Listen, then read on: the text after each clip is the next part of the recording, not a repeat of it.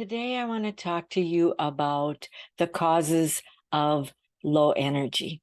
When we don't have or when we have low energy, when we don't have enough energy, it's really frustrating. We want to do the things we've always done, but we may feel like we have to sleep for 8 to 10 hours, even longer, and we need a nap, or we don't have the stamina or the energy to do the things that we want to do, like run after our kids or our grandkids, or go to something at night after a long day of work. We're very frustrated when we just don't have the energy that we used to have. And there's a whole lot of causes. Again, as I always say, as a functional nutritionist, if it's a severe case of low energy, you definitely need to consult a healthcare practitioner, and try and get to the bottom of what's really causing that. And in the meantime, and also along with doctors, I work very closely with doctors too, and we do a joint plan for people. There are many doctors that are open now to functional medicine. We're so excited about that because we want to get to the root cause of the problems, and we don't want to just treat them. And it takes a long time. So the doctors don't have a whole lot of time. They're told to see 10, 12, 15 clients a day. And I can really take the time and listen to people and get to the root cause of what's behind that low energy.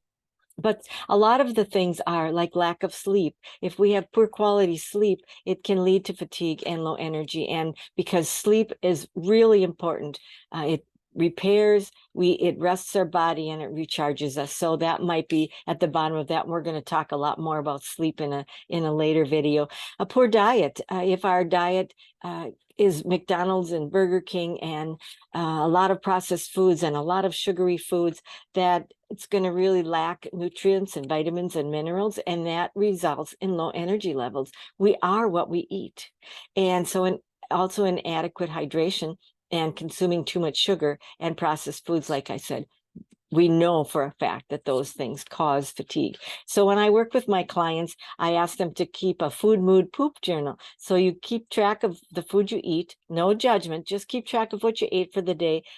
Write down your mood, how you feel. Are you energized, or are you tired, drained, whatever? And then what's your digestion like? Are you bloated? Do you have gas? Do you feel okay? Are you constipated, diarrhea? All of those things. We really take a look at that because that's telling us what's going on in there.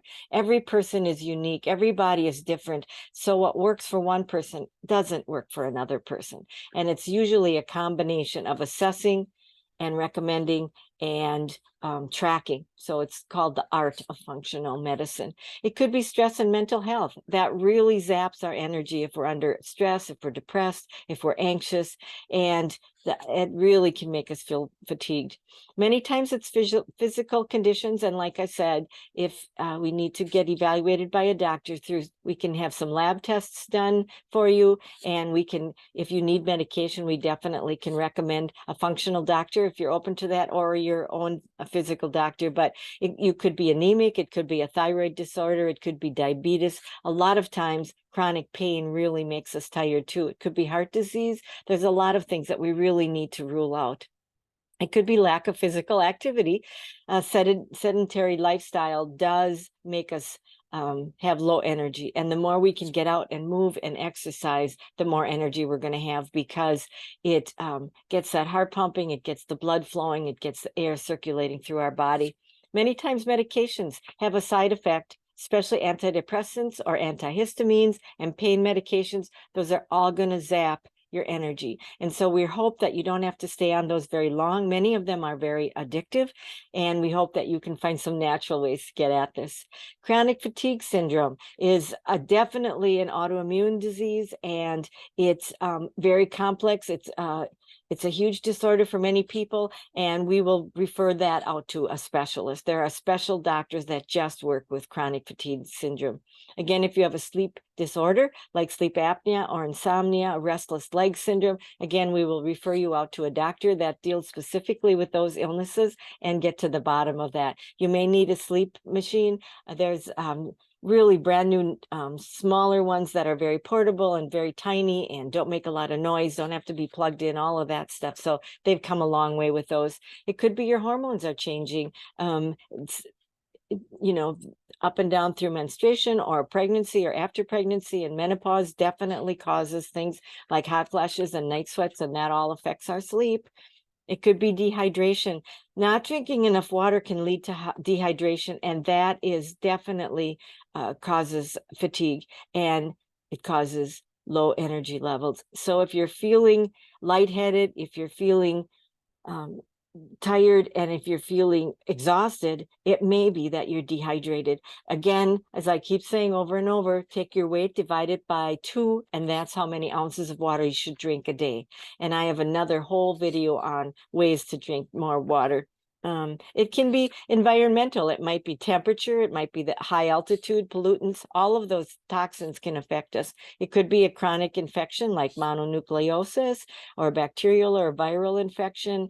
COVID definitely affected people and zapped their energy for a long time, even after they were no longer tested positive. It could be your allergies and medication you're on. It could be caffeine and stimulant overuse.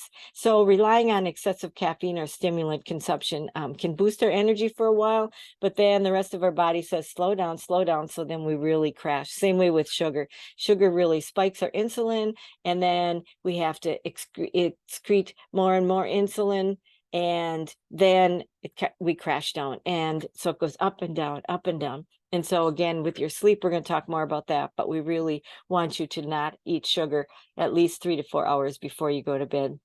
And chronic inflammation, again, like I said, with the autoimmune disorders, really can zap your energy. So if you're experiencing persistent and severe low energy, it's important to see a doctor, and hopefully they can get to the underlying cause. And if you're willing to work with me and take a look at what is all going on inside of you, 90% of the time, it's something in your gut. It's something with your digestive system. When we're sick all the time, when our immune system is compromised, whatever, it's our microbiome that's being affected. So we really need to take a look at what you're eating, how you're sleeping, your environment, all of those things, and then we'll get to the root cause of that. So the next video is going to talk about some solutions to low energy that are natural that you can do.